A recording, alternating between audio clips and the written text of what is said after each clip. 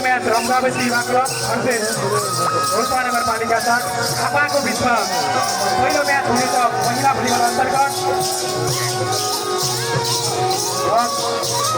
भोलि बिहानको बिहानकै समयमा दुवै टिमका महिला भलिबल खेलाडी साथीहरूले आफ्नो तयारी प्रक्रियाहरू चाहिँ पुरा गरेर निर्धारित समयभित्र चाहिँ कोर्ट मैदानमा उपस्थित भइदिनु होला। सूचना मार्फत हामी अवगत गराउन चाहन्छौँ।